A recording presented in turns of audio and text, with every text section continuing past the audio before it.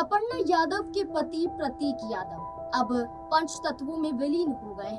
उनका अंतिम संस्कार संपन्न हो चुका है, लेकिन अंतिम संस्कार के वक्त प्रतीक यादव को दी गई मुखाग्नि को लेकर लोगों के मन में कई सवाल पैदा कर रहा है। दरअसल चर्चा थी कि प्रतीक यादव की 2 बेटियां हैं और दाह संस्कार उनकी बेटियां ही कर सकती हैं। हालांकि ये भी कहा गया है कि ये शास्त्रों में नहीं लिखा गया है, लेकिन आज के बदलती सोच के वक्त में ये कहा जा रहा था कि हो सकता है कि अपर्णा यादव की बेटियां ही अपने पिता को मुखाग्नि दें, लेकिन ऐसा नहीं हुआ। इस बीच में ये भी कहा जाने लगा कि मुखाग्नि अगर उनकी बेटियां नहीं देती हैं तो बड़े भाई होने की वजह से अखिलेश यादव प्रतीक यादव की चिता को अग्नि दे सकते हैं, लेकिन ऐसा भी नहीं हुआ। आपको बता दें कि जब दाह संस्कार हुआ तो ना तो अखिलेश यादव आगे आए और ना ही प्रतीक यादव की दोनों बेटियां, बल्कि उस वक्त दाह संस्कार के वक्त पर कुछ और ही नजारा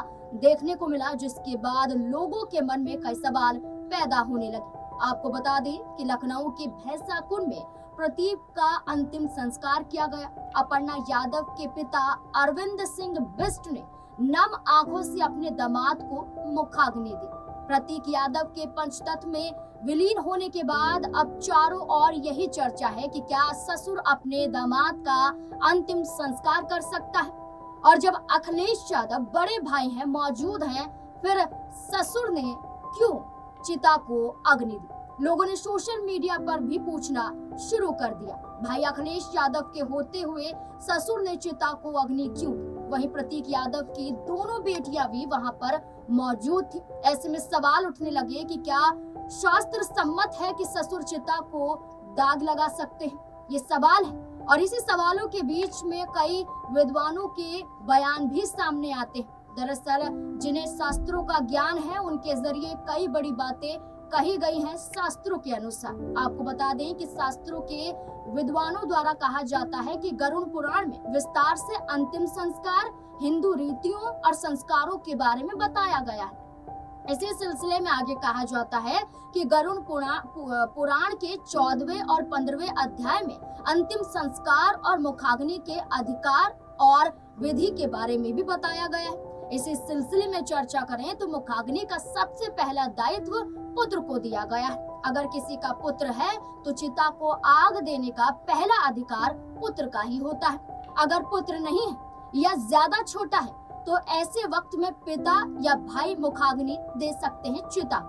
पिता भी अगर नहीं होते हैं तो भाई ही आगे आकर चिता को अग्नि दे सकता है, लेकिन यहाँ नजारा कुछ और ही देखने को मिला। आपको बता दें कि अंतिम संस्कार घाट पर तो शिवपाल यादव, आदित्य यादव, अखिलेश यादव, अपर्णा यादव, उनकी बेटियां यानी कि सभी मौजूद थे। फिर भी मुखाग्नि ससुर ने दी, जिसको लेकर लोग ये बात पूछ रहे हैं कि ऐसे वक्त पर जहां सब कुछ भूलकर एक साथ परिवार को हो जाना चाहिए, सभी परिवार के सदस्यों का दायित्व बन जाता है कि एक दूसरे की जिम्मेदारियों को निभाया जा सके, एक दूसरे के साथ खड़ा होया जा सके, लेकिन वहीं तकरार देखने को मिलती है। जहां शास्त्र भी यही कहते हैं कि अगर पुत्र नहीं तो पिता, पिता नहीं तो भाई की जिम्मेदारी बनती है, तो फिर ससुर क्यों आगे आए, इसको लेकर सवाल खड़े हो रहे हैं। और इन सवालों के जरिए ये भी पूछा जा रहा है कि क्या अभी भी बड़ा मनमुटाव है जो सुलझा नहीं है, और जो अपर्णा यादव आगे आई हैं, क्या अपर्णा यादव के परिवार के जरिए अभी भी अखिलेश यादव के परिवार को पसंद नहीं किया जाता है, जो ऐसा नजारा ऐसे वक्त पर देखने को मिला जहां सभी को एकजुट हो जाना चाहिए।